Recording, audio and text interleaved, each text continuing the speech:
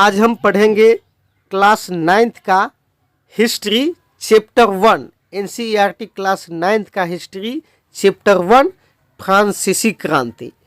ये क्लास उन लोगों के लिए काफ़ी फ़ायदेमंद है जो क्लास 9th के स्टूडेंट हैं या फिर जो एग्ज़ाम की तैयारी कर रहा है, गवर्नमेंट एग्ज़ाम की तैयारी कर रहा है, उनके लिए भी ये क्लास काफ़ी फ़ायदेमंद हो सकता है, क्योंकि यहाँ से हर एक एग्ज़ाम में कई सारे क्वेश्चन पूछे जाते हैं।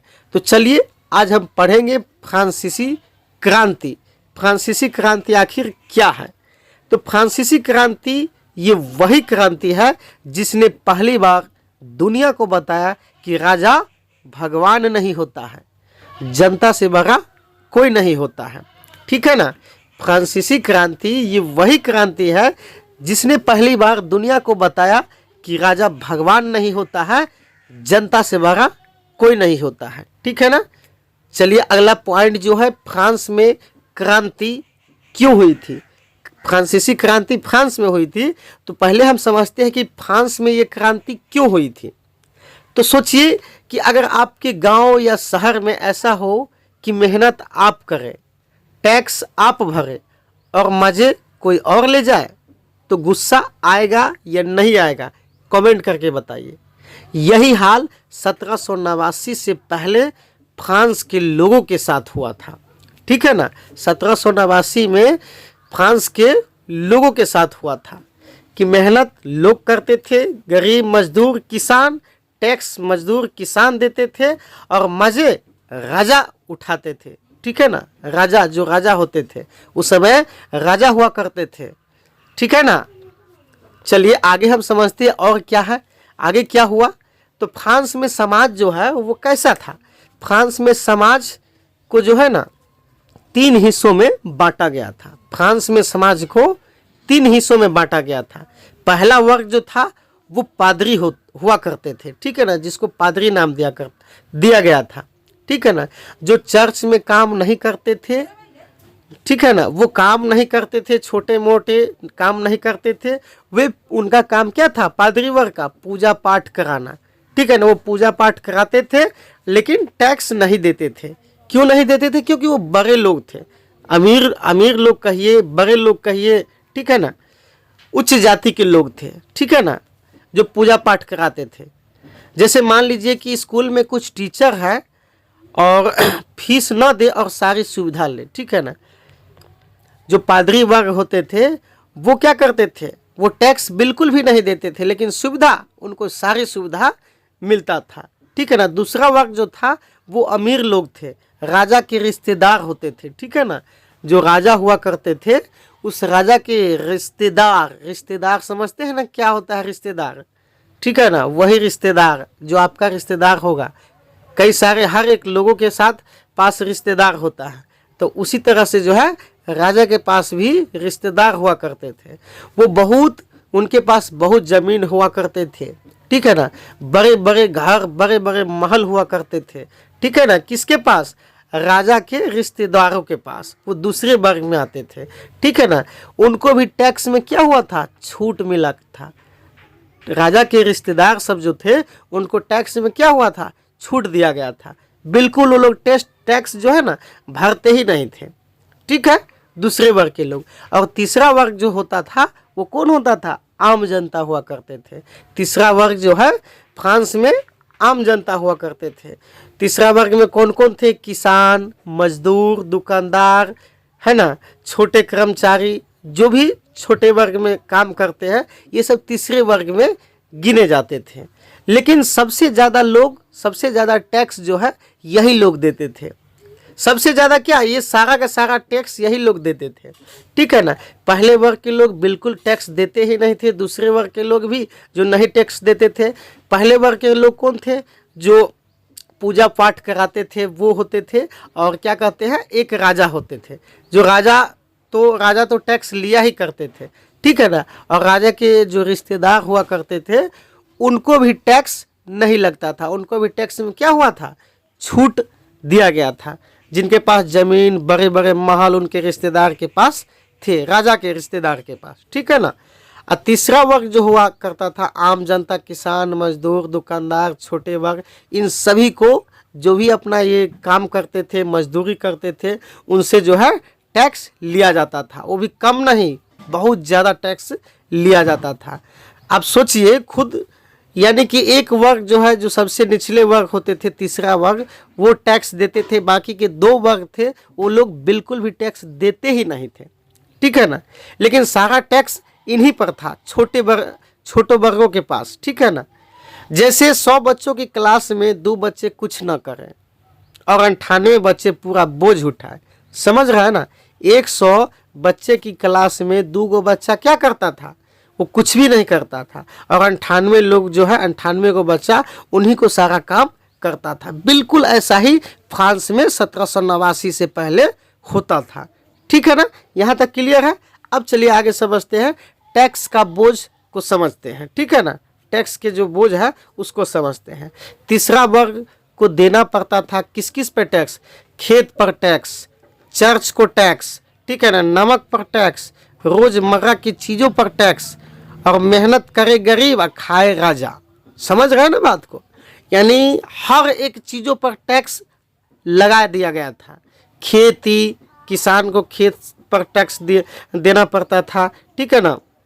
इसके बाद जो मजदूर होते थे वो कोई भी काम करते थे उनको टैक्स देना पड़ते थे। नमक पर टैक्स लगा दिया गया था। यानी कि जितने भी रोज़मर्रा की चीज़ें, ठीक है ना, उपयोग में लोग लाते थे, करते थे, उस हर एक चीज़ पर टैक्स लगा दिया गया था। जैसे अभी वर्तमान में भी आपको टैक्स देना पड़ रहा है, ठीक है ना। अभी आप वर्तमान में जितने भी सामग्री लेते हैं उन सभी पे क्या है, अभी भी आप लोग टैक्स, हम और आप टैक्स देते थे।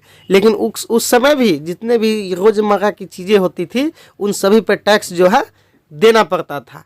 किसके पास, किसको, राजा को, ठीक है ना। तो मेहनत करते थे गरीब और खाते थे राजा, एंजॉय करते थे। चलिए आगे समझते क्या हुआ।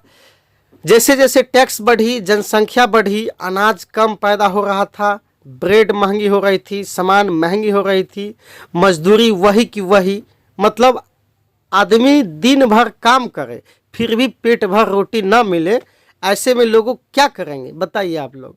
उस समय जनसंख्या बढ़ रही थी, अनाज बिल्कुल भी नहीं हो रहा था, ठीक है ना, और सामान दिन प्रतिदिन महंगी होती जा रही थी, और टैक्स आपको देना ही पड़ता था हर हाल में, ठीक है ना। धीरे धीरे क्या हुआ, धीरे धीरे जो है लोगों को, यानी इतनी समस्या खड़ी हो गई कि वो दिन भर काम करते थे फिर भी उन्हें पेट भर खाने तक का जो है उपाय नहीं हो रहा था, ठीक है ना। ऐसे में लोगों को साथ में जो समस्याएं उत्पन्न हुई वो धीरे धीरे क्या हुआ, धीरे धीरे लोगों में गुस्सा फूटने लगे, ठीक है ना। ऐसे में लोगों के अंदर में गुस्सा आ गया, और गुस्सा आ गया तो फिर आगे क्या हुआ, लोगों के साथ समझ में नहीं आ रहा था कि अब क्या किया जाए, क्या हो क्या नहीं। इसी में जो है ना कुछ लोग जो है पढ़े लिखे दार्शनिक लोग हुआ करते थे। उस समय भी कुछ पढ़े लिखे लोग थे छोटे वर्ग में भी। जैसे कि दार्शनिक में पढ़े लिखे कौन होते थे, तो जॉन लॉक, ठीक है ना। जैसे कुछ लोग होते हैं ना कि समाज में सबके सब मूर्खे तो नहीं होता है, कुछ लोग ऐसा भी होता है ना जो कुछ पढ़े लिखे लोग होते हैं, ठीक है ना। तो उसी तरह से कुछ पढ़े लिखे लोग जैसे कि John Locke, Rousseau, Montesquieu. John Locke जो पढ़े लिखे लोग थे वो सबसे पहले देखे लोगों के साथ इतनी समस्याएं हो रही है, तो उनका जो विचार था, उनका कहना था कि राजा जनता की सेवा के लिए है, जनता राजा की सेवा के लिए नहीं है। जॉन लॉक साहब जो पढ़े लिखे लोग थे वो क्या किया, नारा लगाया कि राजा जनता की सेवा के लिए है, जनता राजा की सेवा के लिए नहीं है, ठीक है ना। एक पढ़े लिखे लोग ये नारे लगाए। फिर एक दूसरा पढ़े लिखे लोग कौन थे, रूसो जो अपना विचार व्यक्त किए। रूसो ने कहा कि सरकार जनता की मर्जी से चलेगी, ठीक है ना, ना कि सरकार की मर्जी से जनता चलेगी। कौन कहा, रूसो, ठीक है ना। और इसके बाद फिर एक और पढ़े लिखे लोग आए। एक पढ़े लिखे लोग और कौन से थे, तो मॉन्टेस्क्यू थे, ठीक है ना। मॉन्टेस्क्यू आए और मॉन्टेस्क्यू बोले सारी ताकत एक आदमी के पास नहीं होनी चाहिए, मोंटेस्क्यू जो कहे, उन्होंने कहे कि सारी ताकत एक आदमी के पास नहीं होनी चाहिए। आज भारत में संसद, सरकार, कोर्ट अलग अलग है। यह सोच कहाँ से आई है? यहीं से आई है। मोंटेस्क्यू ने सबसे पहले विचार दिया है कि सारी ताकत एक आदमी के पास नहीं होनी चाहिए, ठीक है ना। आज जो वर्तमान भारत में सांसद है, सरकार है, कोर्ट है, न्यायालय है, ये सब कहाँ से आई है? ये मोंटेस्क्यू के विचार से आई है, ठीक है ना। यही सोच यहीं से आई है, ठीक है ना। अब आगे क्या हुआ? आगे जो हुआ तो आगे हुआ राजा फ्रांस की क्रांति जो हुआ था, उस समय के राजा कौन थे? लुई 16वीं, ठीक है ना। उसका नाम क्या था? लुई 16वीं राजा था, ठीक है ना। लुई 16वीं ने मीटिंग बुलाई आगे जा कर के, ठीक है ना। जब ये लोग सब पढ़े लिखे लोग जो है बोलने लगे, नारा देने लगे, तो राजा जो है उस समय के राजा थे लुई 16वीं। लुई 16वीं ने मीटिंग बुलाई, ठीक है ना। मीटिंग बुलाई। मीटिंग कौन से बुलाई? तो तीनों वर्गों को बुलाया। कौन से? जो तीनों वर्ग थे हमने बताया, जो एक ब्राह्मण लोग जो पूजा पाठ कराते थे, और एक जो है राजा के रिश्तेदार लोग थे उनको बुलाए, और तीसरा जो है किसान, मजदूर, व्यापारी करने वाले जितने भी छोटे वर्ग के लोग थे उनको भी बुलाया, ठीक है ना। यानी कि तीनों वर्ग को बुलाया, तीनों वर्गों को बुलाया, और तीनों वर्गों को बुला करके मीटिंग बुलाया। मीटिंग हुआ। मीटिंग में क्या हुआ? तो मीटिंग में हुआ, अगर तीसरा वर्ग में 90 लोग हैं और पहले में 5 लोग, तो वोट बराबर क्यों? मीटिंग हुआ तो मीटिंग में यहाँ पे सवाल उठा कि भाई हम तीसरे वर्ग है, हम लोग छोट वर्ग के लोग हैं, मजदूर, किसान, व्यापार है ना, तो हम लोग ज़्यादा है, और आप जो है बांटा गया था। इसमें 2 तरह के लोग होते थे, जो राजा थे उनके रिश्तेदार होते थे, 2 वर्ग, जैसे हमने आपको बताया पहले, 2 वर्ग जो होता था, ठीक है ना। तो वो 2 वर्ग जो था, तो उनका जवाब था कि भाई हम लोग बराबर वोट दे रहे हैं, ठीक है ना। लेकिन यहाँ पे कुछ लोग और यहाँ पे बहुत सारे लोग, ठीक है ना। पहले 2 वर्ग के पास जो है बहुत कम लोग होते थे, 2 वर्ग में बहुत कम लोग होते थे, और बाकी के तीसरा वर्ग जो है वो काफ़ी ज़्यादा लोग थे। इसमें किसान, व्यापार, मजदूर, हर एक लोग आते थे तीसरे वर्ग में, ठीक है ना। तो तीसरा वर्ग ने बोला कि मेहनत हम करें, मजदूरी हम करें, टैक्स हम भरें, और आप लोग जो है इस टैक्स का कोई ये नहीं, यानी आप सब टैक्स नहीं भर रहे हैं और आप सब सारे के सारे फायदे ले रहे हैं। यहाँ से लोगों के अंदर में गुस्सा फूटना शुरू हुआ, ठीक है ना। इसी मीटिंग में कहा कि नहीं, हम लोग टैक्स नहीं भरेंगे, ठीक है ना, टैक्स नहीं भरेंगे, और यहीं से झगड़ा शुरू हो गया, ठीक है ना। जब झगड़ा शुरू हुआ तो टेनिस कोर्ट की कसम, बहुत इम्पोर्टेंट है टेनिस कोर्ट। टेनिस कोर्ट जो है यहाँ से बहुत सारे सवाल पूछा जाता है। तीसरे वर्ग ने कहा हम अलग होंगे, हम खुद संविधान बनाएंगे, जब तक संविधान नहीं बनेगा हम लोग चुप नहीं बैठेंगे। यहीं से असली क्रांति शुरू हुआ, ठीक है ना। तीसरे वर्ग के लोग जो है वो बोले कि हम खुद अलग संविधान बनाएंगे, जब तक संविधान नहीं बनेगा तब तक हम लोग रुकेंगे नहीं। यहीं से क्रांति क्या हुआ? शुरू हुआ। अब आगे जो होता है, बस्तिल जेल पर हमला होता है। आगे क्या हुआ? बस्तिल जेल पर हमला हुआ। उस समय जो है बस्तिल नाम का एक जेल था, ठीक है ना। जेल में बहुत सारे कैदियों को बंद किया गया था। जेल इसीलिए नहीं तोड़ी गई कि कैदी को छुड़ाना है, जेल में बहुत सारे कैदी थे, जेल को तोड़ दिया गया, ठीक है ना। ये सभी लोग मिल करके जेल को तोड़ दिया, और जेल को तोड़ने का मकसद ये नहीं था कि कैदी को छुड़ाना है, बल्कि इसीलिए था कि वह अत्याचार का निशान था। उनको जबरदस्ती बंद किया गया था जेल में, ठीक है ना। राजा की ताकत तो थी। ये जेल से क्या हुआ? जेल पर जब हमला हुआ, जेल को जब तोड़ा गया, इससे क्या हुआ? राजा की ताकत जो है ना वो घट गई, राजा की ताकत घट गई और जनता की ताकत बढ़ गई, बराबरी की बात शुरू हुई, ठीक है ना। अब जो है आगे क्या होता है, आगे आप लोग पूरा ध्यान से देखिएगा दोस्तों, सुनिएगा, आपको बहुत सारे समझ में आ जाएगा, ठीक है ना। अगला जो है नया फ्रांस बना, ठीक है ना, नया फ्रांस बनाना। जब राजा की ताकत टूट गई तो सवाल उठा कि अब देश कैसे चलेगा। अब राजा तो खत्म, लुई 16वीं जो राजा थे उनका क्या हुआ, वो खत्म हुआ, उनकी सारी ताकत गई। और जब ताकत गई तब क्या हुआ, आगे देश कैसे चलेगा। सभी लोग सोचने लगे कि अब आगे देश कैसे चलेगा, कानून कौन बनाएगा। इसीलिए लोगों ने कहा संविधान बनाना बहुत ज़रूरी है, ठीक है ना, संविधान बनाना बहुत ज़रूरी है। तब जा कर के क्या हुआ, सभी लोग मिल कर के एक संविधान बनाया। जो पहली बार संविधान बना 1791 ईस्वी में। यहाँ से क्वेश्चन आपसे पूछ दिया जा सकता है कि पहली बार संविधान कब बना। 1791 ईस्वी में पहली बार संविधान बना, ठीक है ना। यहाँ से आपको ध्यान में रखना ये है कि राजा अब भगवान नहीं, राजा की ताकत अब खत्म हो गई है, अब वह संविधान के नीचे हो गया है। यहाँ से जब संविधान बना तो राजा की ताकत क्या हुआ, राजा की ताकत खत्म हो गया, ठीक है ना। अब जो है आगे क्या हुआ, तब राजा भी कानून तोड़ेगा तो सज़ा होगी। संविधान बना और संविधान में कुछ नियम बना जिसमें ये भी नियम था कि अब राजा भी कानून को तोड़ेगा तो उसे भी सज़ा मिलना चाहिए, ठीक है ना। शक्ति बढ़ी, ठीक है ना। कानून बनाने वाले, कानून लागू करने वाले और कानून की रक्षा करने वाले। संविधान में तीन ठो जो है ना हिस्सा हुआ, 303 ठो कानून बने, नियम बने।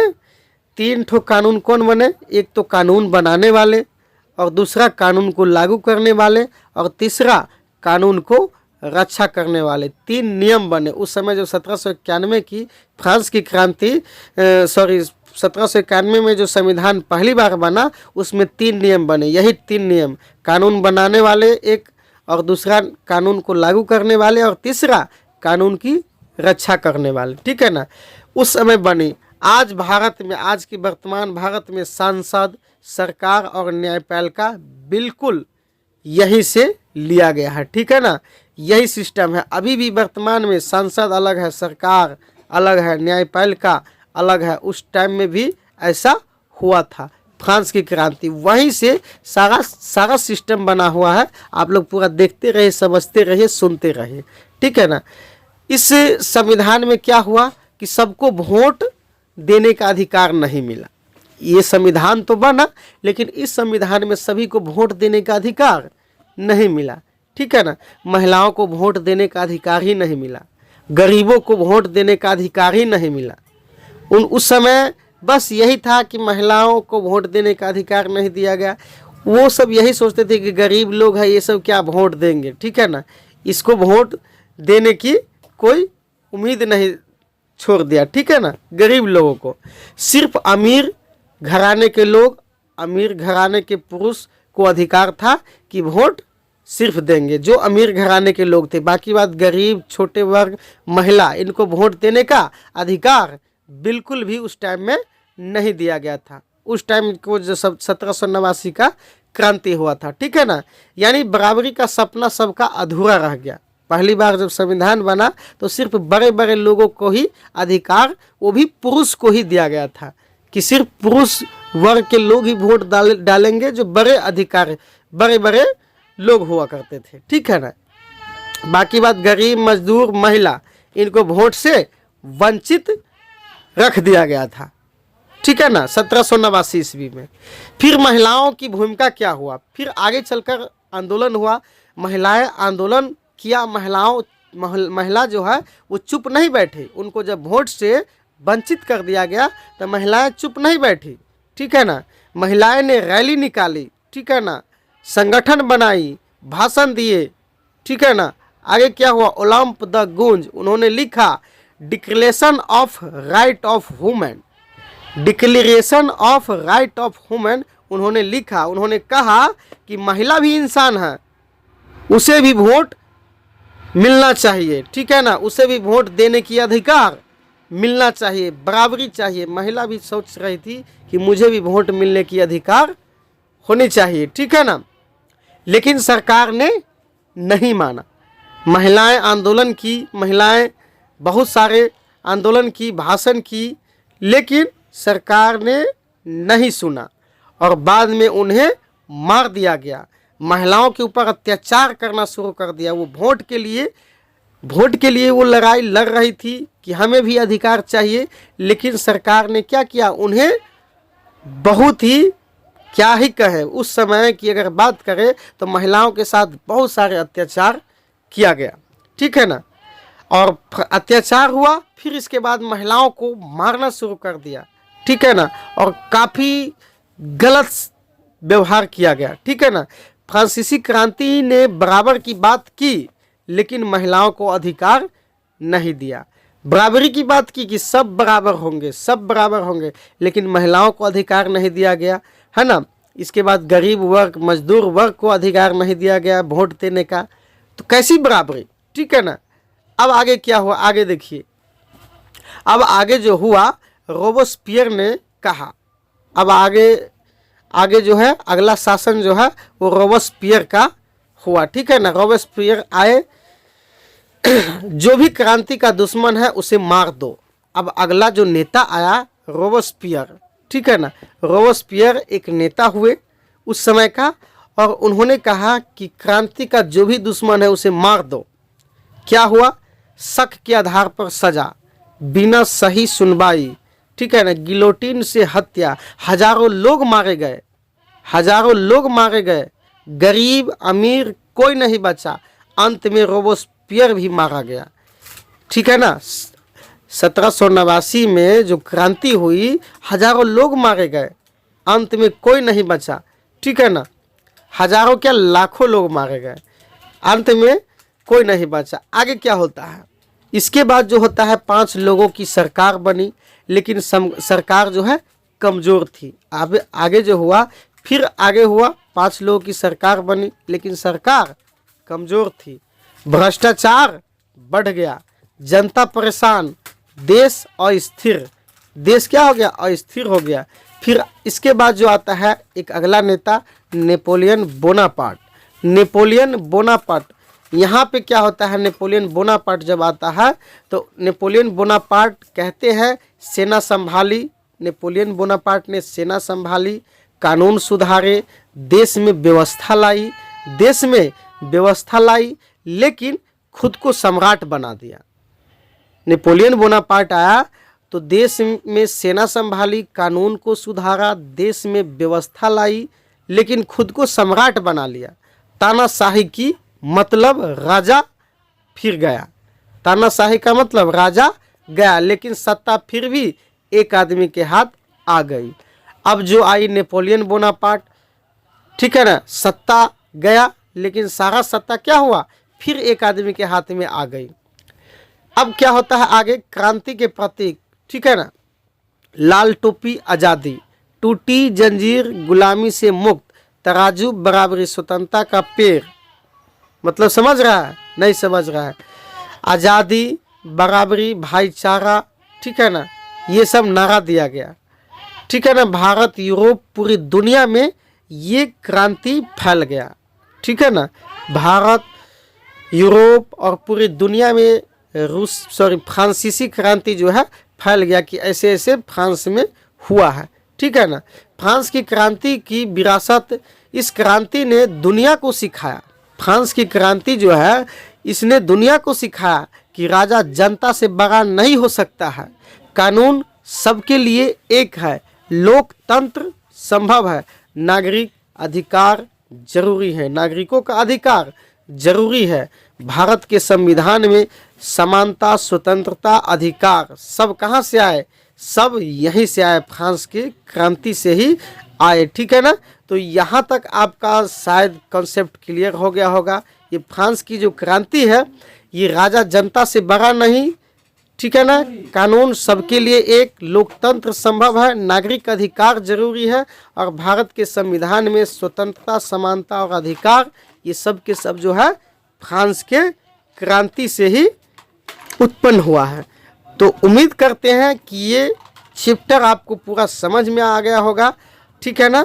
और इस चैप्टर का एक लास्ट सार जो अगर कहे, इसका जो निष्कर्ष अगर कहे तो जनता पर जुल्म हुआ, टैक्स की मार हुई, भूख और गरीबी, दार्शनिकों की विचार, क्रांति, संविधान अधूरी और बराबरी रही, नेपोलियन का उदय हुआ, अब जो है ये चैप्टर पूरा ख़त्म हुआ और उम्मीद करते हैं कि आपको पसंद आया हुआ।